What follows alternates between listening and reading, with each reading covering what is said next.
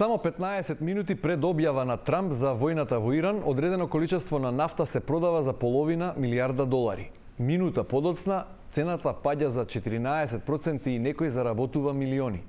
Случајност или однапред позната информација? Додека светот ја следи војната со Иран, на берзите се врти друга битка за милиони, па дури и за милијарди долари. Кој заработува од политичките пораки? Дали големите берзи и пазари во светот некој ги злоупотребува за инсайдерски профит? Да си кажеме денеска со инвестицијските менаџери Кирил Куцуловски и Дарко Шимуновски. Добре дојавте во студиото на Телма. Благодарам.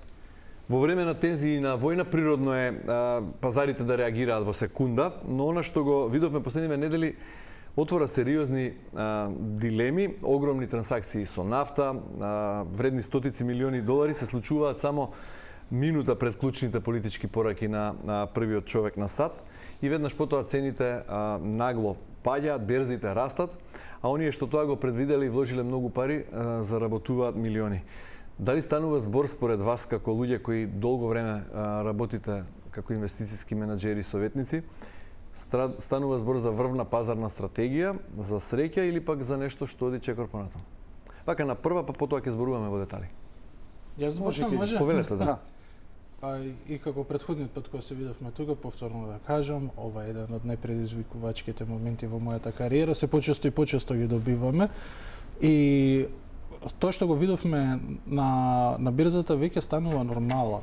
Да, има ситуација која што е геополитички шок, бирзите реагираат бурно, има значителен пат на почетокот и потоа корекција. Низ целиот тој пат, всушност што го гледаме најмногу е огромен раст на волатилноста, односно колку брзо се менуваат цените. Додека да завршат тие први неколку недели, излегува дека единствено што може да заработате, да, пример, тие сомнителни трансакции кои што беа поставени со нафтата на почетокот, а од друга страна дури и тие што оделе премногу ентузијастички купували, и тие што продавали и оделе шорт, односно се обложувале дека ќе продолжи да паѓа берзата. Ајде, подека прашањето беше многу конкретно. Дали станува збор за врвна пазарна стратегија, за среќа, коинциденција или пак за нешто што мириса на нешто друго? Ќе одиме во детали, ќе објасниме што се случуваше во неколку понеделници од како почна војната во Иран и по неколку објави на претседателот Трамп на Твитер. Симуновски, што мислите вие? Очигледно дека не станува збор за среќа и не станува збор за некоја брилјантна стратегија. Работите што ги гледаме во позадина на начинот на тргување и моментот на тргување има индицира за сосема спротивно, така да ова не е само во ситуацијава со Иран. Тоа го гледавме уште од почетокот кога дојде на власт Трамп, до ден денес. Значи, имаше неколку ситуации, вклучувајќи и тие што беа лани во април. Видовме некои такви ситуации каде што имаше инсайдерско тргување, така да се уште, знаете како викаат, каде што има чат, има и оган. Најверојатно за такво нешто станува збор. Реков дека природно е кога се случува војна или поголема криза, а и Куцуловски објасни, природното пазарно однесување е таа брза реакција на пазарите. Пазарите се многу чувствителни, сензитивни и секоја поголема вест, односно посилна политичка порака, бурно ги потресува во еден или во друг правец и веројатно тоа е нормално и за очекување.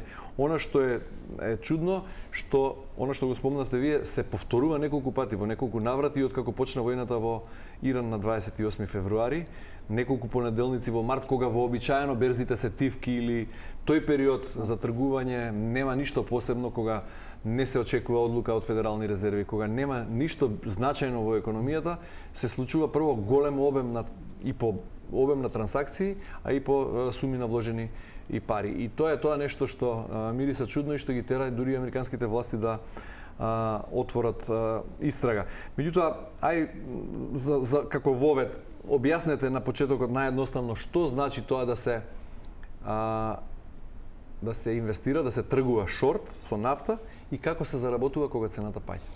Бидејќи нафта не се тргува на Wall Street, на оние берзи на кои што се тргуваат акциите. Станува збор за посебни пазари. Се тргува во Чикаго најмногу, има платформа која што е во Нью Йорк, NYMEX е платформата, но како и да е, се тргува на многу други пазари, имаме и во Сингапур и на други места.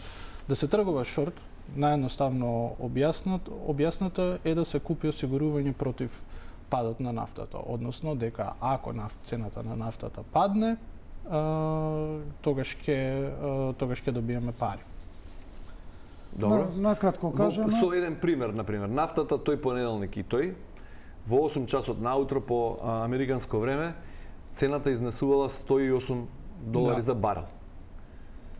Што значи во тој момент да се купат фьючерси или како договори, да се склучат договори на шорт, значи дека цената ќе остане таа како што е или дека ќе падне. Само да појасниме за публиката, значи сите тие видови на тргување се викаат деривативни тргувања. Дали ќе бидат тоа фьючерси или call или put options. Добро, да ги поедноставиме термините, да ги преведеме на македонски. Тоа значи наједноставно кажано да се обложуваш дали цената ќе оди нагоре или цената ќе оди надолу. Добро. И по некоја така симптоматика во тие моменти некој баш моменти пред падот на нафтата имаше шорт позиција, односно да се обложил дека нафтата ќе паѓа надолу. И имаше енормно голема добивка.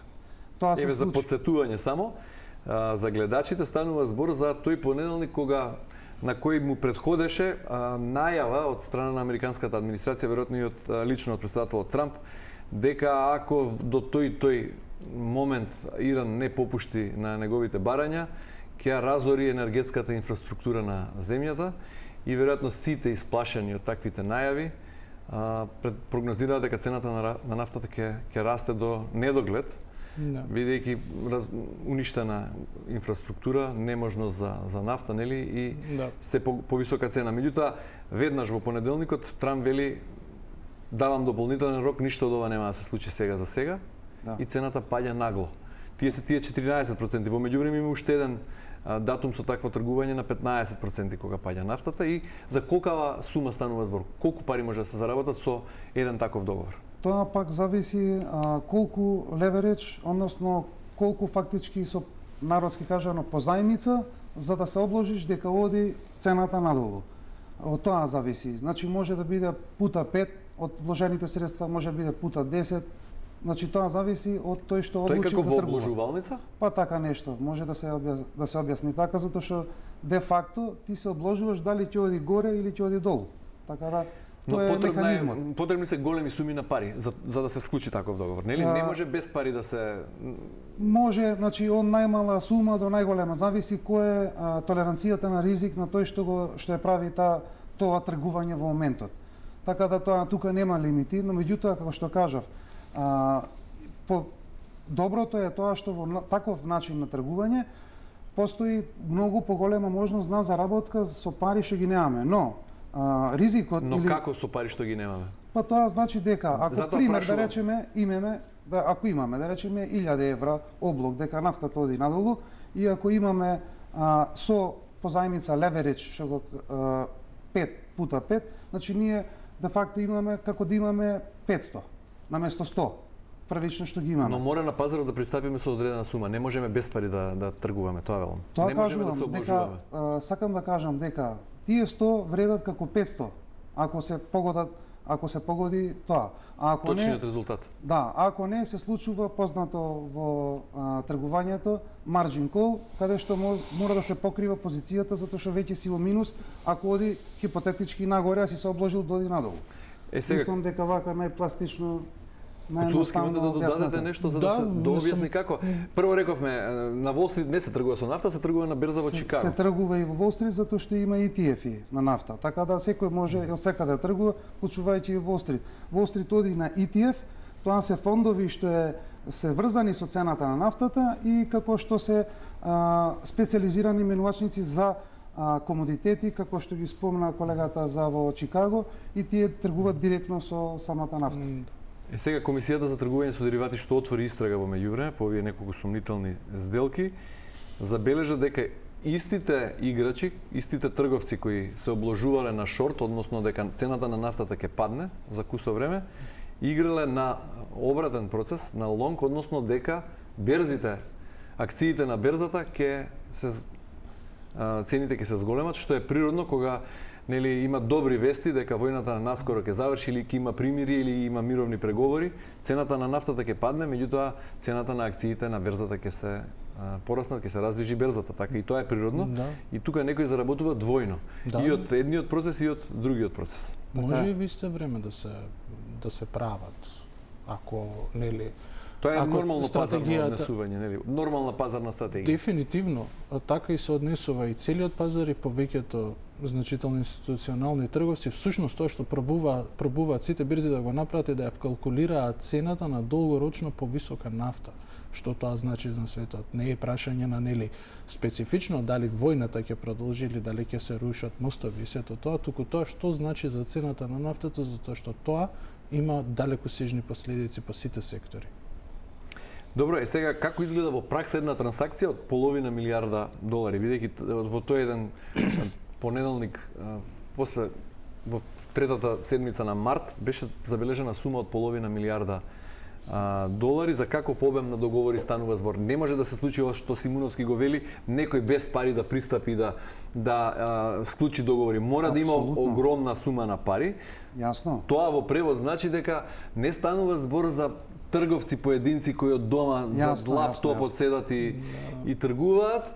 Туку станува збор за големи компании, веројатно големи хедж фондови или инвестициски фондови или некои енергетски компании или некои луѓе што имаат многу пари. Во оваа ситуација станува збор за најверојатно некои видови на инвестициски фондови, најверојатно станува збор за тоа, дефинитивно станува збор за предпоставувам можеби институционални играчи во полето на пазарите или можеби некои одредени физички лица што се енормно богати и што можат да си дозволат еден таков влог. Во таа ситуација дефинитивно со таа бројка дефинитивно е некој што има големи средства на располагање. Јас тоа што кажав примерот беше дека самата берза има такви механизми што дозволува секој да може да тргува независно на сумата. Тоа само сакав да објаснам за публиката. Инаку во оваа ситуација дефинитивно стануваше збор за сериозни играчи. Нема секој капацитет прво да пристапи со толкави суми. Второ, и покрај тоа што веројатно некој сметал на некаква инсайдерска информација или на некаква дојава, сепак е многу ризично да се стават толкави големи суми и да се Па и не е ризично ако имаш информацијата дојава, е сигурна. ако информацијата е сигурна и доаѓа од право место. Па тоа носи собствен ризик ако информацијата е дојдена од нелегитимно место, тоа представува огромен конфликт на интереси, инсайдерско тргување. Јас би рекол дека тоа е поголем ризик отколку всушност да промашиш една трансакција од половина милиарда евра. Па да. Добро, мене ме чуди зошто пазарите во светот реагираат толку брзо на изјави или на твитови на политичар кој се смета и го запозна и светската јавност, поголемиот дел го доживува како доста контрадикторен, како човек кој многу често ги менува ставовите, многу често ги менува изјавите, едно пишува сабајлето, друго вечерта. Зошто пазарите не станаа отпорни на ваквиот тип на негови писанија со оглед на тоа што треба со резерва да се зема тоа што го кажува Трамп, бидејќи видовме дека ако дозволиш, ја би сакал ситуацијата е многу едноставна. Треба да се разбере дека пазарите, финансиските пазари реагираат на сентимент, реагираат на тренд и реагираат на макроекономска ситуација. Така да сентиментот и трендот доаѓа од вестите што се случуваат. Со пазарите секогаш така било и секогаш така ќе биде.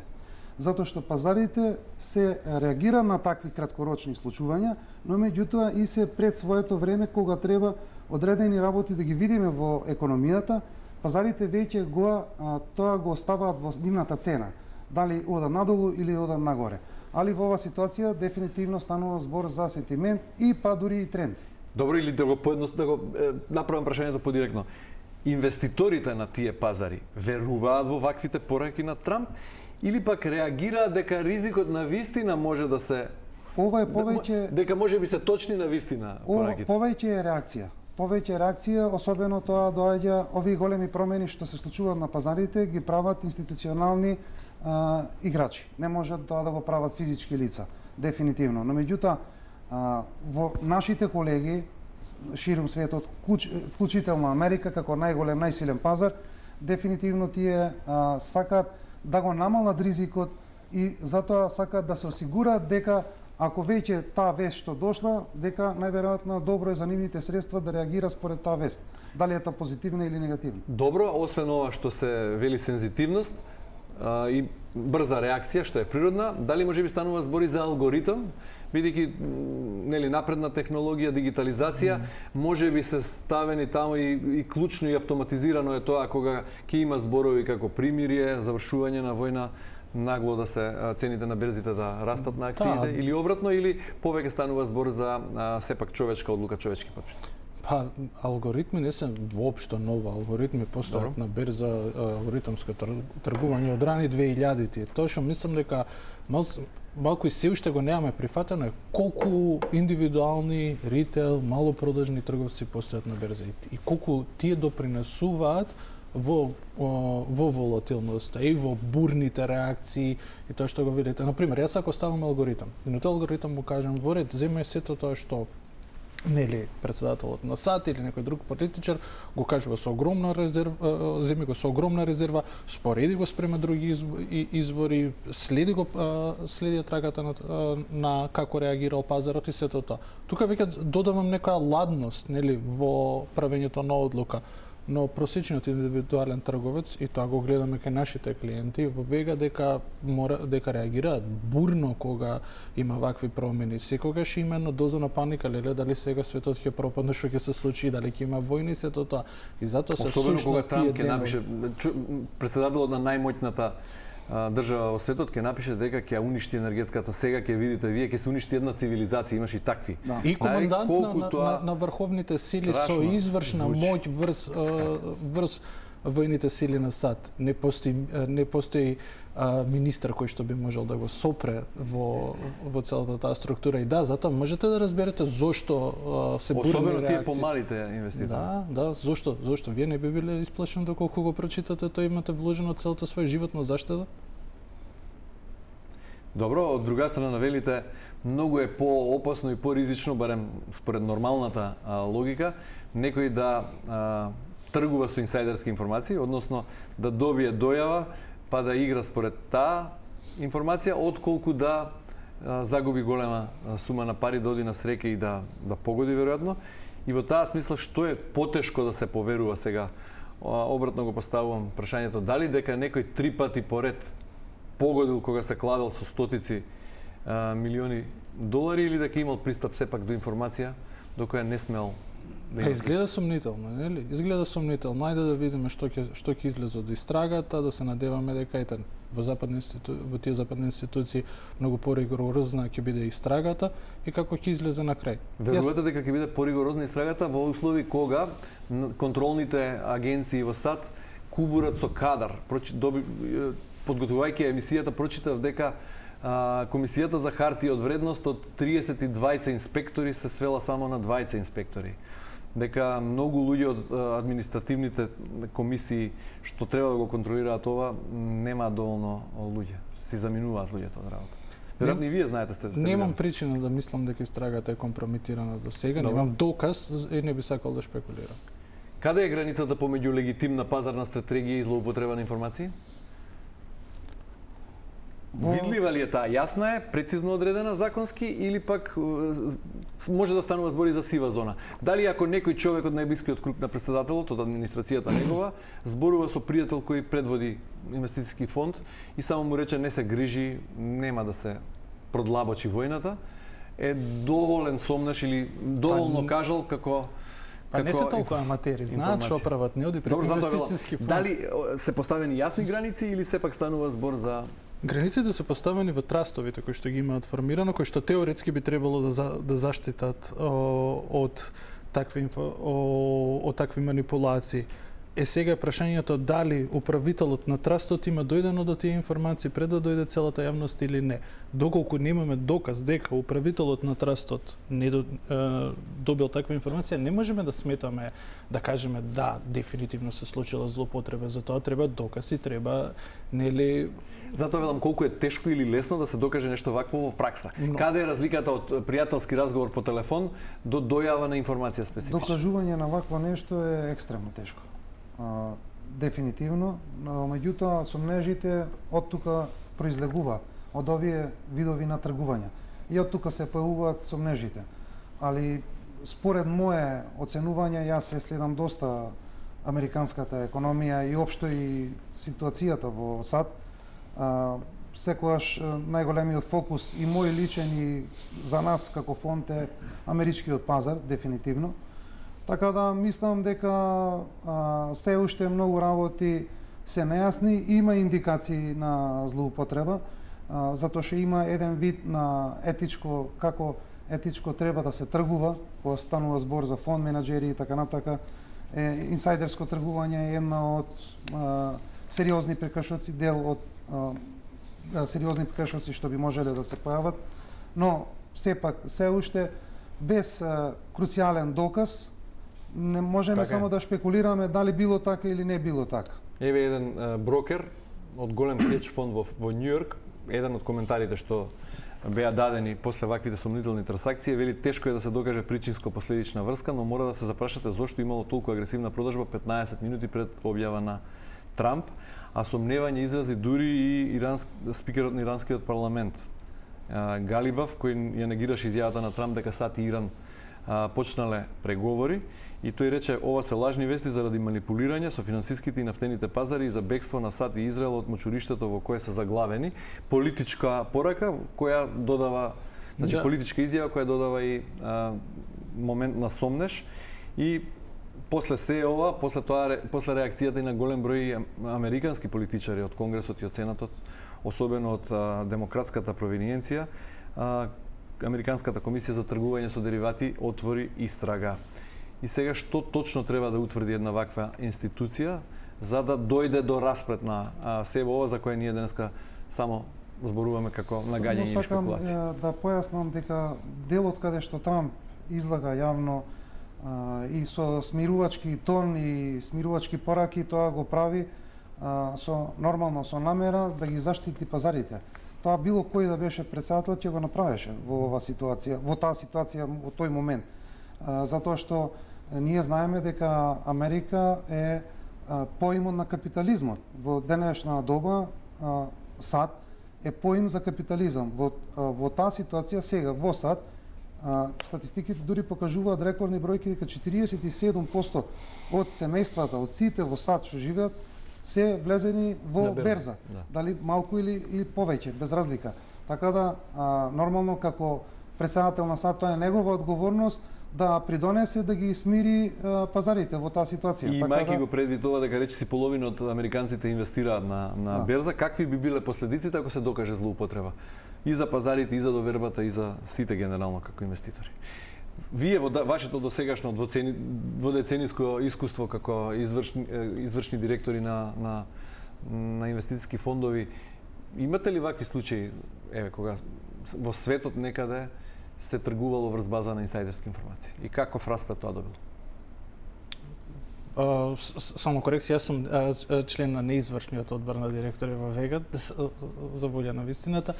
И да го одговорам прашањето, во вакви ситуации плаќањето на глобите и оштетата кон берзата која што понатаму иде кон трговците од другата страна, многу често трае многу подолг период. Важно да се забележи дека трастовите преку кои што се прават често овие трансакции имаат и огромни средства во нив, така да можеби побрзо би се вратила. Во принцип би требало да биде глатко, би требало да биде плаќање глоба, плаќање оштета, земење одговори. Сето тоа зборам на берза што се случува, дали можеме ние што останува, дали пазарот може да закрепне тоа? Да може, но повторно ќе кажам, тука е толку тешко да се докаже директно, нели, дека имало нешто и за да имаме разврска, што не знам дали воопшто ќе се случи. Тоа што сега не интересира сите кои што се бавиме со инвестирање е што се случува на долг рок со поскапа нафта. Дали можеме ова да го издржиме, дали може индустријата да продолжи да произведува со волку скапа нафта, дали може да се достави. Станува веќе збор за економски прашалници. Да, и тоа големи посериозни економски прашалници, искрено многу поголеми од половина милиарда. Добро, но тоа е друга тема.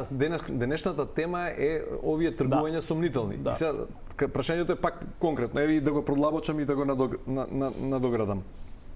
Бидејќи ги следите работите од блиску, имате ли ваши прогнози од прилика или математики колку пари се истргувани во овој период како почна војната во Иран во едни вакви сомнителни сделки кога се случуваат непосредно пред или по силни политички пораки од политичарите?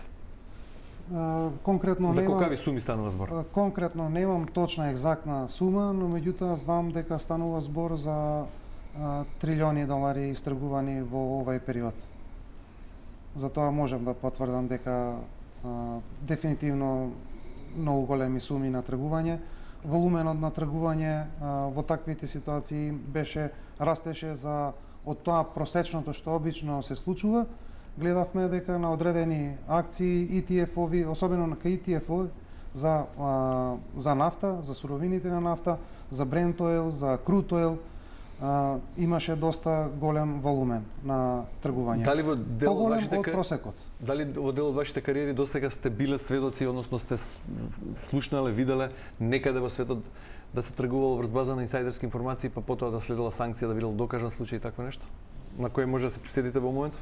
Во моментов јас не можам да се присетам на некоја конкретна ситуација каде што имало и од другата страна одговорност.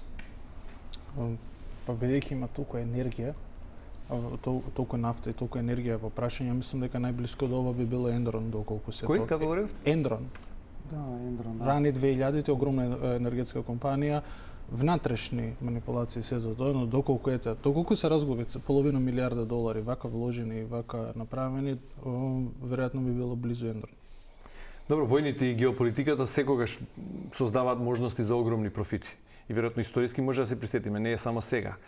Ако се навратиме неколку години назад кога почна војната во Украина, кога Русија нападна Украина, исто така имаше поголеми и помали осцилации и движење на светските пазари.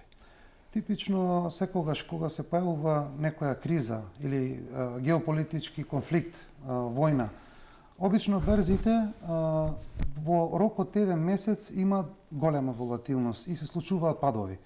Но меѓутоа после месец и пол до два, после се случува закрепнување. Обично трендот така беше и во случајот со Украина Русија, така беше и во овој случај. Откако се случи војната, се случи до 10% пад на берзите, па после се вративме на нови рекорди. Јас и кај вас на емисија која бев на почетокот на годината, кажав дека очекувам волатилна година. Кажав дека ќе има и падови, но ќе има и нови рекорди. И тоа се случува, но како што кажа колегата Кирил, тоа ќе се надоврзам. Дефинитивно сите овие ситуации ќе имаат големи, силни реперкусии на пред се на економијата, па после и на пазарите. Моето очекување од сето ова што се случува, ако продолжи да биде Хормузскиот теснец затворен, барем уште еден месец, мислам дека сосема известно дека ќе имаме една вид на стагфлација. И таа стагфлација може да повлече и да тригира краш на финансиските пазари. И може да се случи од Јапонија, што многу луѓе сега не го гледаат, го немаат фокусот тука, затоа што економијата на Јапонија 90% нафтата што ја зема токму од тука. Од Хормузскиот теснец поминува нивното снабдување на нафта. Тоа значи повисока инфлација. Кога ќе дојде до повисока инфлација, во тој случај може да се случи јапонската carry trade, тоа значи да ги ликвидираат своите финансиски средства, своите позиции на америчките пазари и другите, и за да ги повлечат назад во јен. Тоа може да биде исто тригерот и исто така репо маркетите, и секако приватните кредити се голем ризик за краш. И вие имате вакво црно сценарија, ако потрае војната, уште цел мај, да речеме дека ќе има финансиски крах од поголеми размери и поголема економска криза под лавок? Прво мислам дека нема да имаме сериозна војна низ цел мај. не се согласувам со тоа. Мислам дека ќе имаме ограничена војна, односно конфликт, дека ќе биде нарушена трговијата низ Хормуз. Рече, ако остане тесницот затворен. Да, не, нарушен. И вие рековте, прашање е до кога може светот да издржи со овие количества на нафта и ние како помала економија. Нарушен, не затворен, односно ограничено движење доколку имаме, и мислам дека нема да го затворат целосно, дека нема да ескалираат војната целосно, дека нема да влеземе во тотална војна, затоа што тотална војна значи комплетно нарушување, тоа значи судар меѓу две огромни во бројка воени сили, и тука веќе не вреди ниту да се калкулира. Да, мислам, зашто зборуваме за какви трансакции, нема да има трансакции.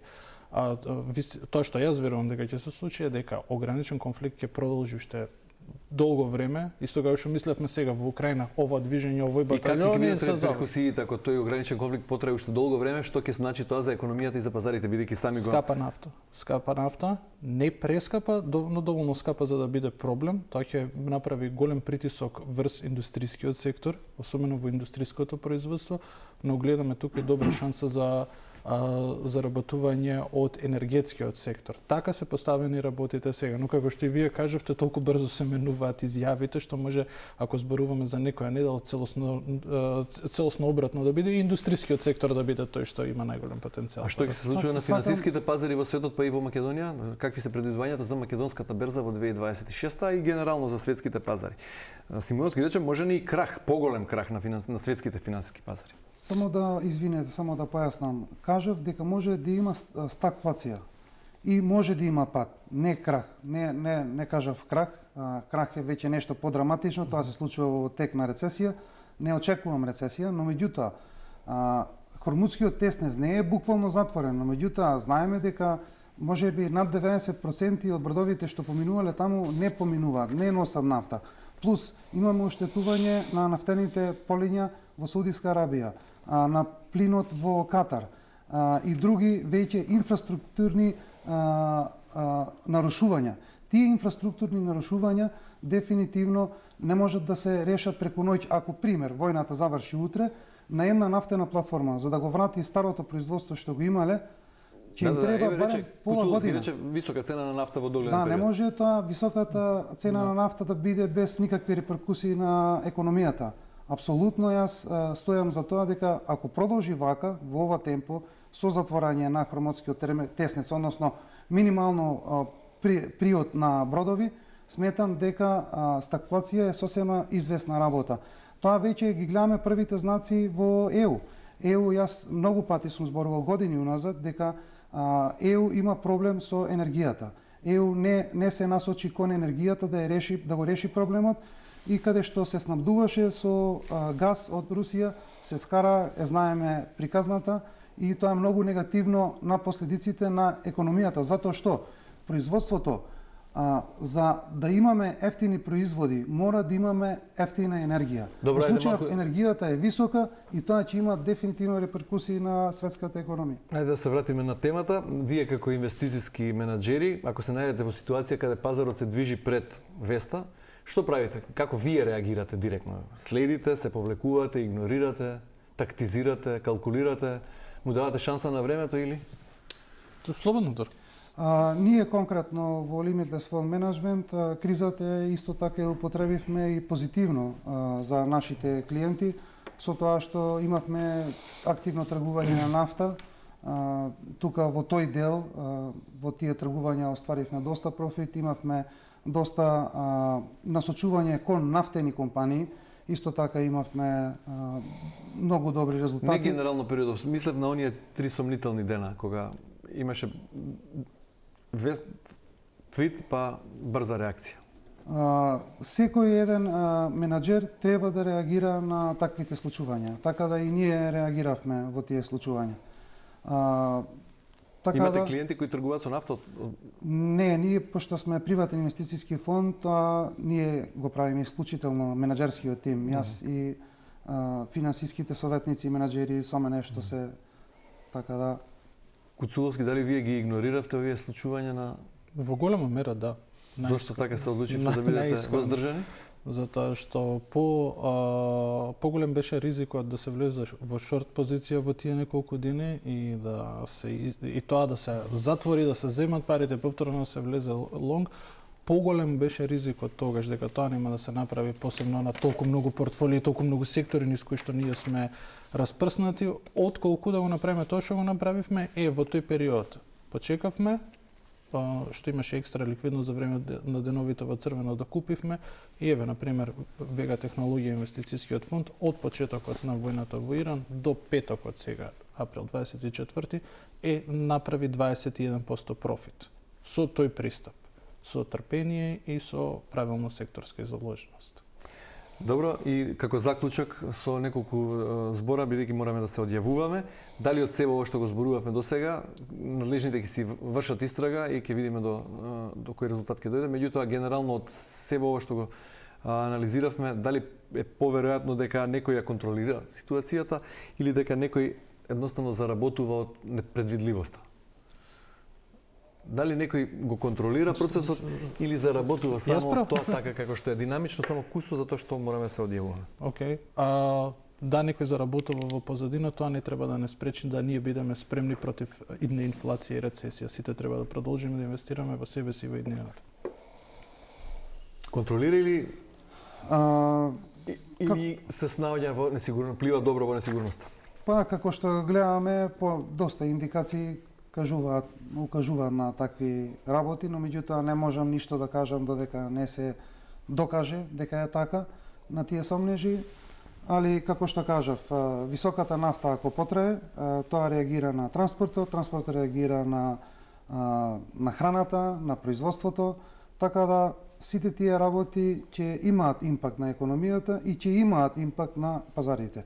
И ако продолжи ова, како што кажав, значи тоа е големо ако продолжи исто така блокадата на Хормузскиот теснец во голема мера како што е сега, сметам дека исто така ќе има и пат на берзите. Симеоновски Кусуловски, благодарам многу за гостувањето во денешното издание да се каже. Благодарам. Почитувани, вам ви благодарам за вниманието со кое не следите. Останете на Телма, имајте убав ден.